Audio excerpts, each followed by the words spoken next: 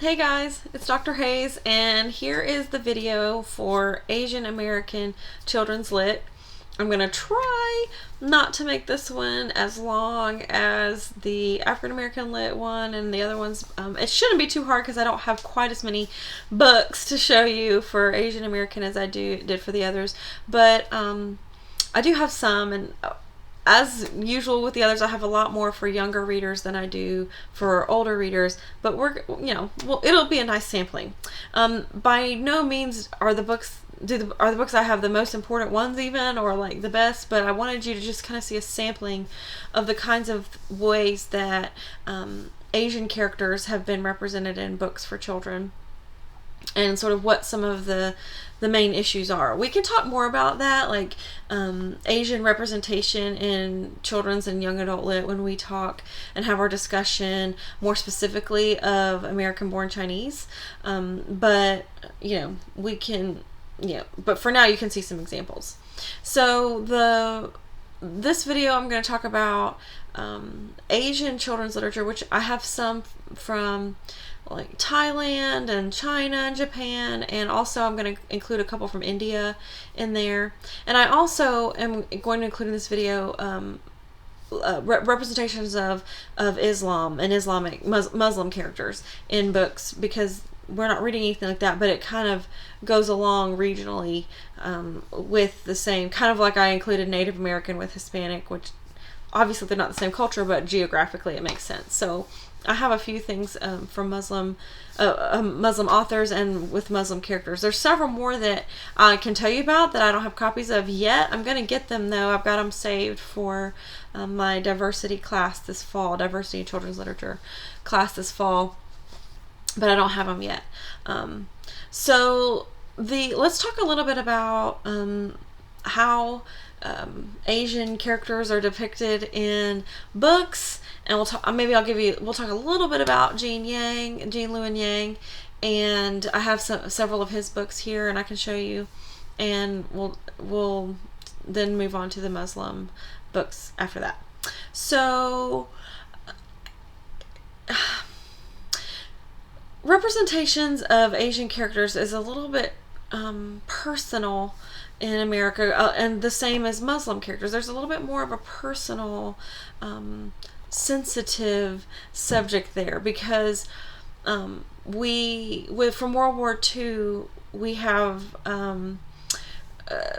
there's some residual resentment there from Pearl Harbor, and that was Japan, that was Japanese, but we still sort of have this distrust, right? A lot of racism and stereotypes and distrust of people from Asia because of World War II, and also the Vietnam War and the Korean War. Like we've had sort of a history of not getting along with countries in Asia, and then there's been sort of this ongoing mistrust of China, and sort of the trade and import agreements we've had with them, and now there's a lot of racism going around with the coronavirus coming from China, and you see alarming reports of Chinese Americans being abused and mistreated because of their ethnicity in the coronavirus. So it's not just, there's cool books that have Chinese characters in them. No, there's history there, and there's a lot of sometimes animosity. It could be generational, so it's really hard to, like, if I talk to, my grandfather's not alive, but I talked to my grandfather who fought in World War II, and was constantly like afraid of the Japs, right? And they were the enemy. Now I'm like, oh no, we don't do that. We don't think that way anymore. It's really hard to sort of change your perspective. So it is kind of a generational thing. But so that's one of the things that we want to look at when we're talking about Asian representation in children's literature, and that's especially the case for immigrant children, right? Children of first generation. Like Gene Luen Yang was a first generation American, Chinese American. His parents both were immigrants. So that brings along its whole a whole new concerns with, say, double consciousness and this feeling of two-ness, right? That their parents' identity and their parents' culture, along with their own new identity and culture in a new place. So let me talk about Gene Yang and show you his books first. Then I can show you some other things that I have, and we can go from there. I think that's the best way to go. So what you're reading is American Born Chinese. It's a graphic novel. You can kind of see it's not like a novel. It's a graphic novel. It won the Printz Award, which is the highest honor that a teen book, a YA book, can get, is the Printz. Printz. It's like named after somebody. Prince, like Freddie Prinze Jr. is how it's named. And another popular winner of the Printz Award was Looking for Alaska, John Green. Just throw that out there. But so if you've never read a graphic novel before, this is an excellent one to start with. It's so well done, very well constructed. And Gene Yang he does his own illustrations. So some graphic novels you read and some literature, we've already talked about this with picture books, you have the author and then you have the illustrator who does, the actual pictures. Well, Gene Yang does both in his. And so in this book, it's just to give you a little bit of background, it encompasses 3 stories that all come together in the end. I won't spoil them because it's kind of they come together in the end. It's very neat how he brings them all together. But you have the story. The book opens with the story of this mystical figure in China called the Monkey King. And if you've ever heard of, I don't know, you can kind of see some pictures. Here's the Monkey King. If you've ever, the Monkey King in China is like, I don't know, maybe Superman for America. Like this figure who's represented a lot. Like lots of people have made stories of him, and he's sort of this Chinese hero, and there's these legends where he travels on a cloud, and he knows all of these forms of kung fu, and I don't know what else to tell you about him, but you can see it in the book. But if you are interested, there's background about the Monkey King. You can just go on Wikipedia and you can probably get a primer of who the Monkey King is. But point is, Gene Yang did not create the Monkey King. That's a figure from Chinese mythology. So there's part of the book it alternates chapters. So some of the chapters are about the Monkey King, some of the chapters are about this character here, and his name, I always get it wrong. Jin Wang is his name. Because it's so close to Gene Yang, so I always have to look. It's Jin Wang is his name, Jin.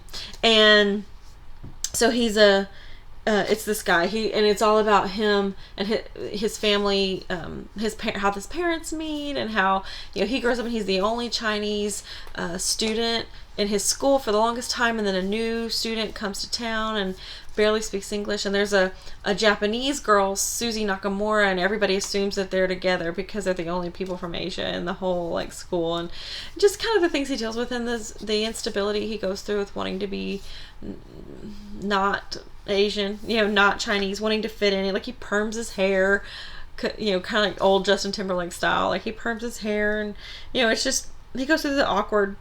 The coming of age phase is awkward already. We talked about that with Anne Frank. Like growing up is hard already, but being in sort of these extra extenuating circumstances makes it even harder. And so Jen faces all those. So you go through Jen's story. Then you have a third story where it's set up like a sitcom called Everyone Loves Chinky. And then it's got like a laugh track. Ha ha ha ha ha, clap, clap, clap. Sorry. It's applause. And then it's like an establishing shot, and then scenes, and then there's like a laugh track.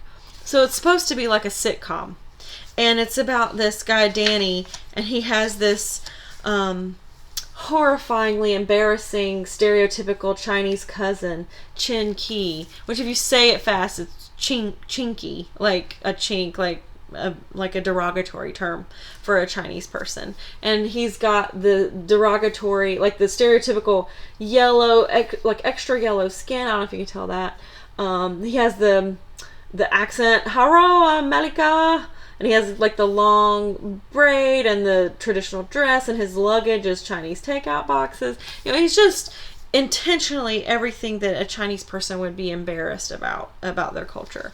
And he, you know, so you'll read through and see sort of some of the things he does that's embarrassing when he goes to school. And so it's all, those three storylines are interspersed, and it seems a little bit off-putting at first because you're like, oh, you're like jumping from story to story, but I promise you they all come together in the end as one story, in a very pleasing and well done way. So I just wanted to give you a little bit of primer, because if you've not read a graphic novel before, I'm sure a lot of you have, I know some of you have, but some of you this might be your first time. So I wanted to give you a little bit of warning as to kind of how it's constructed so you can follow it pretty well. So Gene Yang, just a little bit about him. A lot of this is autobiographical of his experiences. His parents did immigrate here. They met in college in California. He was born here. So like, I'm gonna link, I have a few videos from YouTube that I found where like interviews with him and things where he's talking about, you know, his what inspires him and his drawing style and stuff like that. He has absolutely no accent whatsoever. Like, he sounds like he's from California, but he looks he's obviously genetically completely Asian, but he doesn't sound like it. So he talks about this sort of disconnect when people expect him to like come out with like Mandarin or something, and he sounds like a surfer guy. He sounds like a California guy. So he talks about that, and but he was he went to school for, I think it was like something with computers. His dad, he wanted to draw and do art, but his dad wanted him to have something, his parents are both educated, and his dad wanted him to have something substantial to fall back on if he needed it. So, and I think he ended up being a teacher, like a computer science teacher for a little while. A lot of our authors we've read have been teachers before they became authors, but then he became an artist, and he was very well known and very successful. And he was the in America we have this national ambassador of youth literature. John Sheska was it for a while. He wrote The Stinky Cheese Man. Then Gene Yang was the national ambassador. It's like a 2 or maybe 3 year appointment that you're the national ambassador for youth literature, and you go, it's almost like being Miss America. Like, you have all these obligations that you have to go through, and you have a platform and a campaign that you try to promote, like a literacy related campaigns. You education majors might know a little bit more about what the national ambassador for youth literature is, but he was the national ambassador for a couple years. I think now it might be actually Jacqueline Woodson, the author we talked about in the African American video, who wrote Feathers and Brown Girl Dreaming and If You Come Softly. I'm pretty sure she's the current one. I'd have to look it up, but anyway, he got a lot of success with being the ambassador and publishing this. So American Born Chinese is probably his most well awarded one because of the Prince Award, but he has others as well. I have some of his other. Oh, I almost forgot to show you. He actually was a speaker at Children's Lit, the Children's Lit Association conference a few years ago, and I had all my books, and he signed them. I waited in line, and I was one of the last people, but he was so nice, so gracious, and I was almost about to graduate at the time, and so he talked to me all about my dissertation and what I was writing about, and while he was signing my books, he was just so gracious and nice. Well, look in this one. This is my American Born Chinese. He drew a picture of the Monkey King, and did a little signature. That's kind of his signature, I guess, but it said "Hi Sarah" in there. Another one he wrote is called The Eternal Smile. But he collaborated with another author for it, but it's not quite as much for young readers, but it still is. But he drew a little smile and signed that one. He also has, this is the other one I have of his. He has a box set, and appropriately, it's called Boxers and Saints, and it's about the Boxer Rebellion. And so it's like 2 graphic novels written from 2 young characters on either side.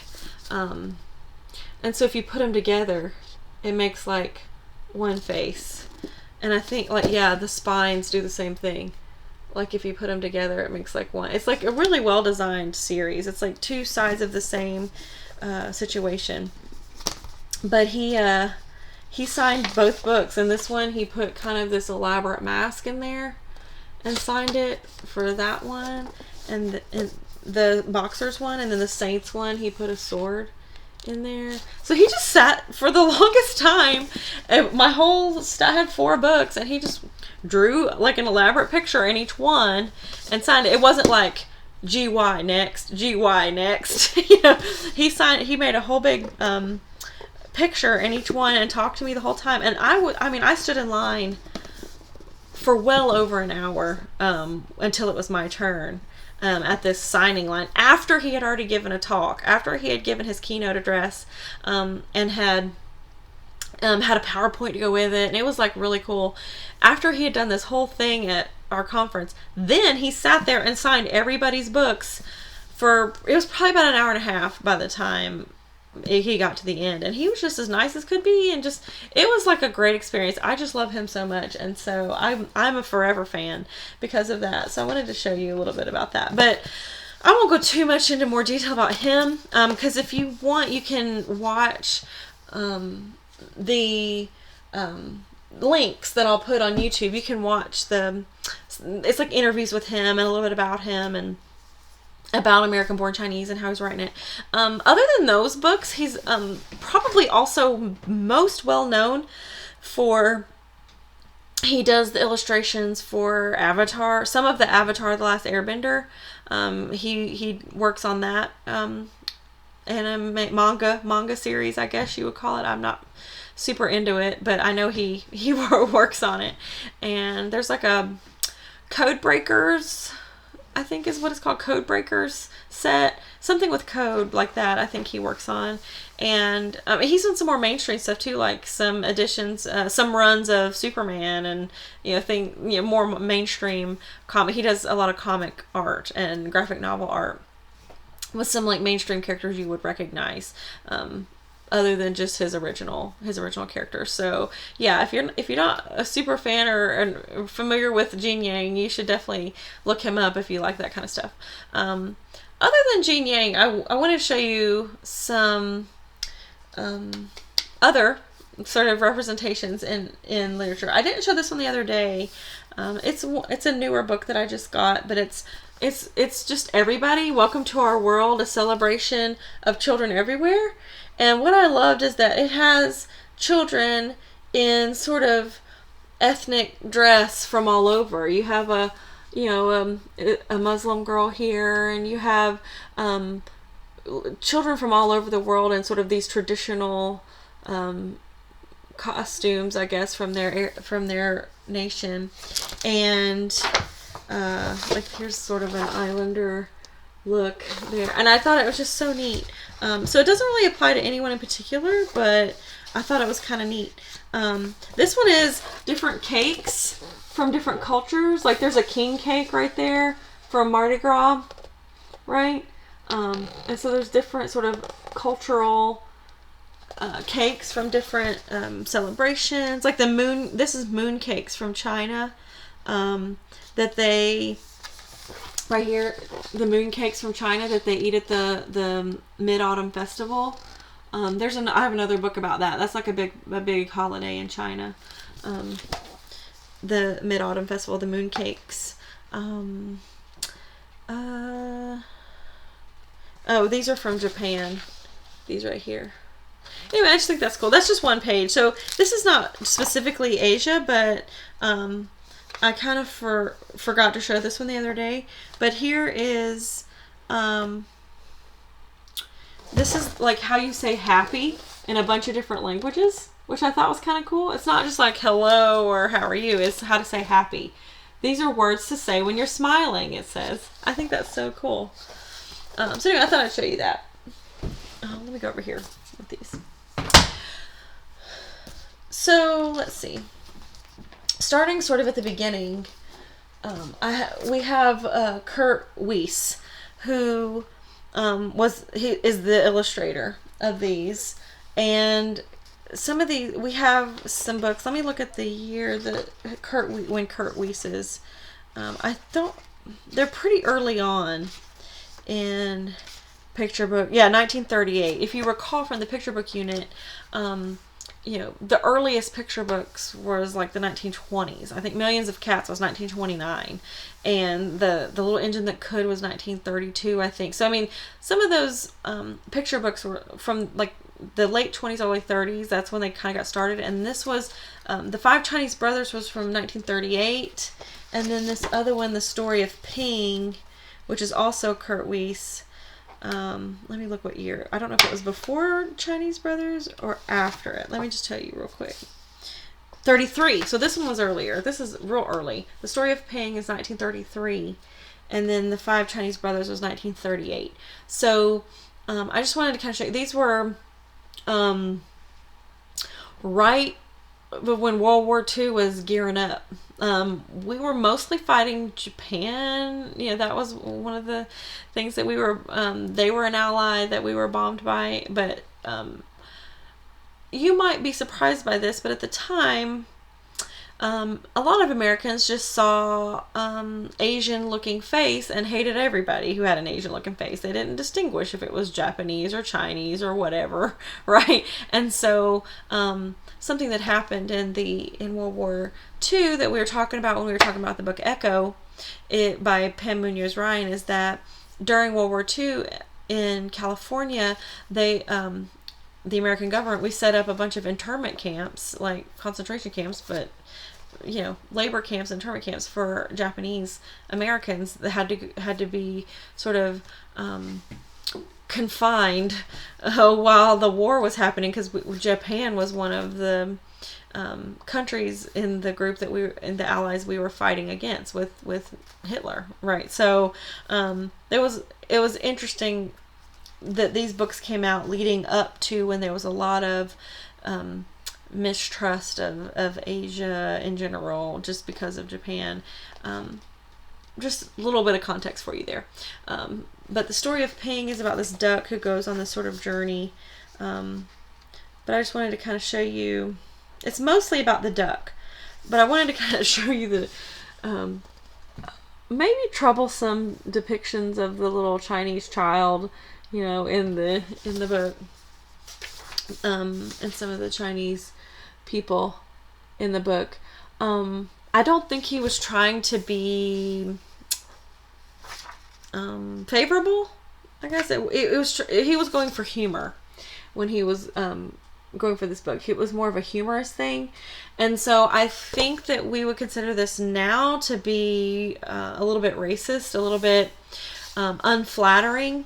These depictions are sort of undeniably unflattering, and sort of almost like a cartoonish caricature of the appearance of that culture. So when we were talking about representation and how we need diverse representation, this probably wasn't what we were talking about. This probably wasn't a favorable, good example, but it's one of our earliest ones. And Five Chinese Brothers is similar. It's about these brothers, and these one of them gets in trouble, and they all have these different powers, and nobody can tell them apart. So there's this sort of, they all look alike kind of a thing. But there's one, and his powers, he drinks up the whole sea and then spits it back out. And one of them can be like that. So it's a little yikesy the way that they're described or depicted. A little bit. So I just want to kind of show you an example of some from the 1930s, pre-World War II, leading up to World War II. Oh, I have another copy of me. Let's see. Here's another one I have called The Mitten. And let's see. It's from 1964, so it's a little bit further on, but it's kind of like a Snowy Day type story. where there's a little girl who's, and her mitten goes on an adventure with like animals and stuff. So, you know, it's mostly just animals. You can hardly see that, but it's her mitten and her mitten goes on this adventure. But she has kind of a little bit of a, oh, it was a little boy. The whole time I always thought it was a girl. The little boy. But I don't know. I just always saw a little bit of a interesting depiction there. We also have, oh, this one's from India, and it's very similar to the Ed book of the dog with the black family. This is about I'm Growing Up, and it's a family that I assume they're from India, and some of the pictures it looks like they're from India, like the way that they're dressed. And the way that some of the family members look, and just the facial features. But the whole thing is just all about growing up. This is funny. He's like discovering little parts of his body. He's in his little underwears. He's talking about his bones and his elbows and knees, and you know, it's kind of this whole we all look the same on the inside kind of a situation, right? But it's just kind of all about him growing up, and his clothes don't fit anymore, and so it's like showing pictures of him as a baby, and he's obviously brown, right? It doesn't ever mention what he is, but his features, I showed you this picture already, but his features are, you know, I'm thinking just based on the author and some of the decorations, it looks like he's perhaps from India. And oh, this is another thing I wanted to show you. They have a family friend who is a little person who comes, and it talks about he never grows up, even if he gets old. For some reason, a person may grow very little or stop growing too soon. That's what happened to our friend. He remains small even though he is a grown-up. Can you? I mean, having a little person in a book like 1992, so it's not that old, but that's pretty refreshing if you think about it. I just love that. I showed you that page already. So it talks about it has different him with his friends at school, and like the way they grow at different paces. Some of them, their hair grows long, and anyway, it's just really neat. So this is kind of a book that has the family is a minority, but it doesn't make a big deal of that. It's just they are, right? The central family is a minority. So that's a good one. It's just called I'm Growing by Aliki. So if like you're interested in books like that, there's one. Let's see. Grace Lin is another one who I love. She has the series, the Ling and Ting, Twice as Silly, Ling and Ting, Not Exactly the Same. So the thing about Ling and Ting is they're twins, and there's like little stories in here about their shenanigans, and you can tell them apart because one of them accidentally cut her bangs, and so she has crooked bangs and the other one doesn't, and so that's how you can tell them apart. But I really like Grace Lin, and so like it talks about them. Some of the elements are cultural, like they make dumplings, and you know they learn some of like things like that. But sometimes they're going to be in a magic program at school, and they're practicing. So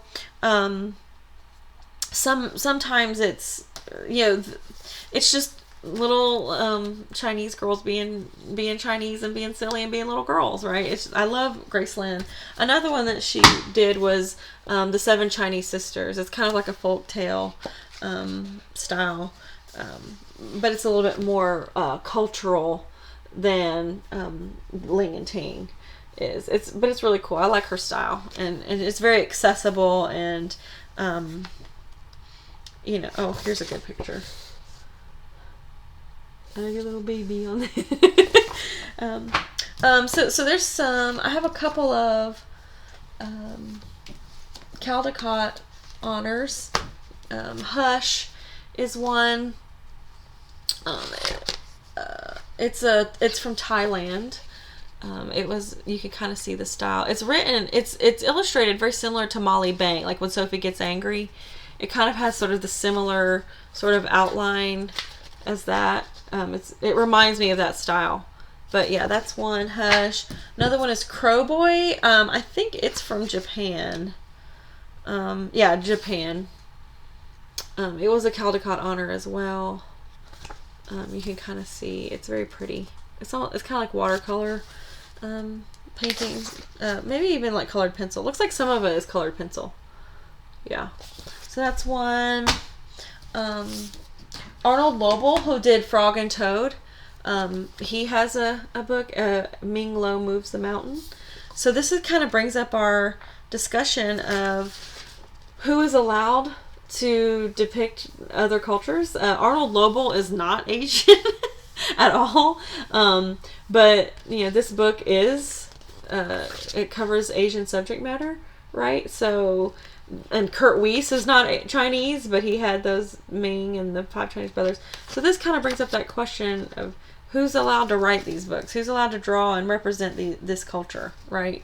I have Amy Tan talking about the moon cakes and the Mid-Autumn Festival. This book is gorgeous, The Moon Lady. So Amy Tan, I don't know if you're familiar with her, but she wrote a novel called The Joy Luck Club. She's written other things too, but actually, I have it right here. The Joy Luck Club. Amy Tan, and it had a popular movie that was made about it. Sorry, let me put that right back. That's my folklore section right there. Well, one of the stories, The Joy Luck Club is not a children's or young adult book, but there's a story in it where one of the grandmothers is telling about this encounter with this moon lady, right? So this illustrator, Gretchen Shields, who's not Chinese, has taken the story out of the Joy Luck Club and made a picture book out of it. An absolutely gorgeously illustrated. That's the family getting together. The grandmother's about to tell the story. But it's so vivid, so colorful, but it's also, the Chinese characters are represented in a very sort of stereotypical way as well, which I don't know how I feel about, especially this one where she's kind of choking this bird is trying to eat a fish, and he's like choking it so he can get both. It's like, I don't know. Trying to find it good. But anyway, all of the pictures in here are just gorgeous. Here's a pretty one. They're all very detailed. But anyway, that's The Moon Lady. And this is an instance where the story is a story from Chinese folklore and culture, and a Chinese person wrote the novel that it was in, and then another illustrator visualized it in a picture book. Almost. Okay. So, this was one of my favorite books growing up, Tiki Tiki Timbo. I don't know if you've ever read this book. And this video is getting long too. I'm sorry. I just guess I have a lot more to say than I thought. But Tiki Tiki Timbo was from 1968. So I used to read this book when I was little. And it's about this boy. And it's fun because it has repetition. And this boy, Tiki Tiki Timbo, he gets into trouble. But it's set in China, and like the illustration is very pretty. Kind of blues and greens and browns mostly. But his name is Tiki Tiki Timbo no Sa Rimbo Cherry Berry Ruchi Pit Perry Pimbo. That's his whole name. And it means the most wonderful thing in the whole wide world. So that's his whole name. And it says it all the time. Like, it doesn't shorten it. So when somebody's like calling for him, it says Tiki Tiki Timbo no Sa Rimbo Cherry Berry Ruchi Pit Perry Pimbo ran as fast as his little legs could carry him to his mother and said, "Most honorable mother, Chang has fallen into the well." "The water roars, little blossom. I cannot hear you," said the mother. Then Tiki Tiki Timbo no Sa Rimbo Cherry Berry Ruchi Pit Perry Pimbo raised his voice and cried, "Oh, most honorable one, Chang has fallen into the well. So like it says his name over and over and over. Then Tiki Tiki Timbo, No Sa Rimbo, Cherry Berry Ruchi, Pit Perry Pimbo ran as fast as his little leg could carry him. So it's like a lot of repetition, and he's going along trying to get help. And it gets sort of more and more amusing for the child when the reader is like saying this long ass name over and over and over. And I just love this. It might be a little bit racist now that I'm thinking about it, but it was one of my favorites. Another Chinese book I have that goes along with some of the poems we read in Cool Salsa is this one, I Hate English. And it's all about growing up and having to go to school and learn English. But the characters are Chinese. A girl, Mei Mei, I think, which means little sister. I think Mei Mei in Chinese means little sister. But it talks about how she wouldn't speak in school. She understood a lot what was going on, but she was not confident to speak the English. And so this is her feeling self-conscious about falling behind in school, and everything, all the numbers were in English and everything was in English. So it's sort of talking about her experience. And there's a poem in Cool Salsa about the process of education, of being assumed to be slow or behind or stupid because you don't, the character doesn't speak English. The poet doesn't speak English. So this is one I found that is the same sort of problem, but with Chinese. For older readers, I have this one. It was a Newbery Honor and a National Book Award winner, so I went ahead and got it. I think it's from Thailand. And it's called Inside Out and Back Again. Beautiful, beautiful book. No, sorry, Vietnam. Sorry. I like blank. I was like, I don't think Thailand's right, but I'm gonna, I'll go with it. But no, it's Vietnam. It's set a little girl in Vietnam. It's very good. I also have this one, Sadako and the Thousand Paper Cranes. It's about a girl who has a terminal illness, and so she makes a bunch of paper cranes, and then, spoiler alert, she doesn't survive, and so like all her classmates make paper cranes to like commemorate her. But it has sort of these sort of harrowing illustrations in it when she's sick, and it's just real sad. But this is not written by a Japanese person, but it's a woman who heard about this girl's story and wrote the story down about her. Then I have another one, The Vine Basket, which is real pretty. It is Chinese. It's Chinese, but it's during like it's like a historical fiction during like the Silk Road and some of that time period. It's not modern, but it's a very pretty story. This is just a sampling of the kind of stories there are. And then Lawrence Yep.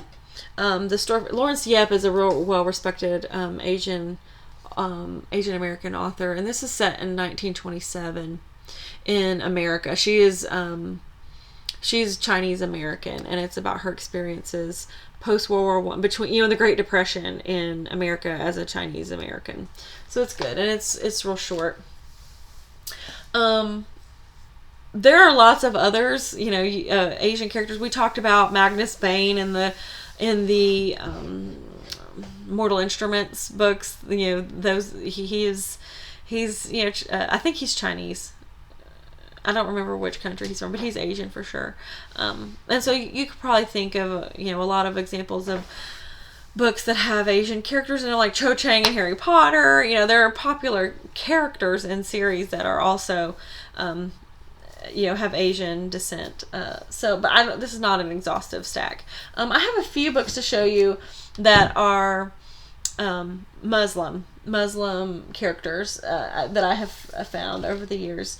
This one is The Librarian of Basra, a true story from Iraq, and it's like a picture book. And that's one of the things that I've encountered when I have found picture books that have Muslim characters, is they're all like true things. It's either historical books or true accounts of people's experiences in the various places in the Arab world, or like religious things, like explaining Islam and explaining Ramadan, things like that.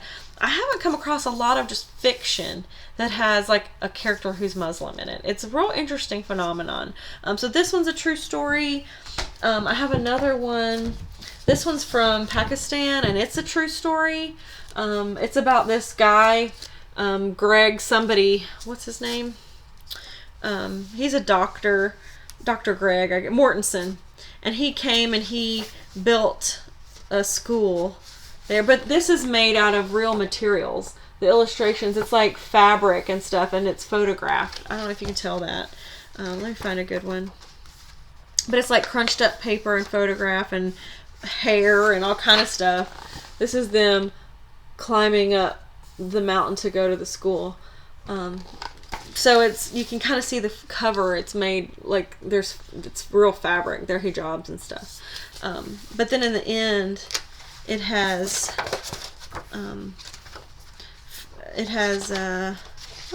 where is it?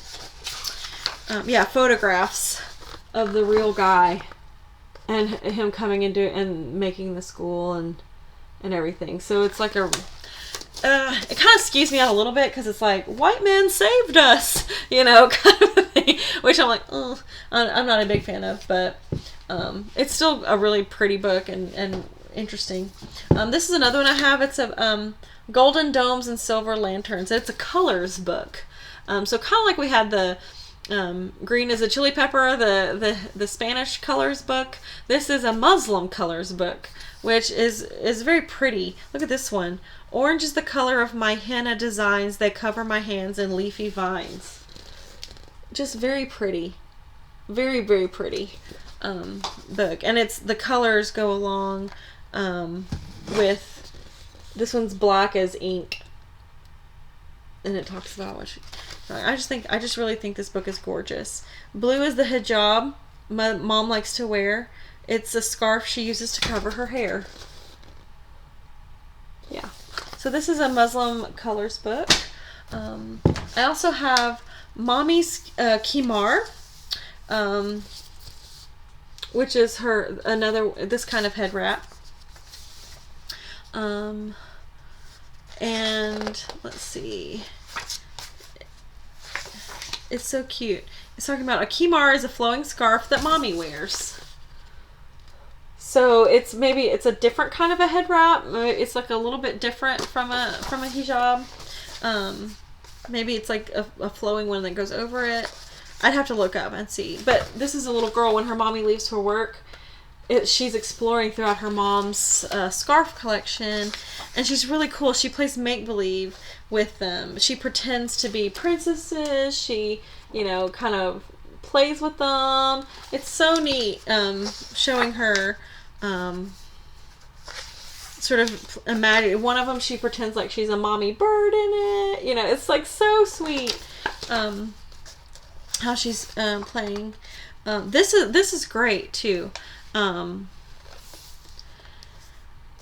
When I wear mommy's khimar and mom visits, that's her grandmother. Mom visits after Sunday service, she sings out, "Sweet Jesus," and calls me sunshine. Mom doesn't wear a khimar. She doesn't go to the mosque like mommy and daddy do. We are a family and we love each other just the same. So she has a grandmother who appears to be Protestant because she says "Sweet Jesus." She's not Muslim, and so but the grandmother, accepts the Muslim family, and the Muslim family accepts the Christian grandmother. It's just so amazing that's like in a kid's book like that. I just love it. And so then it shows the different people who are at the mosque. Her mom's friends, like that's her mom.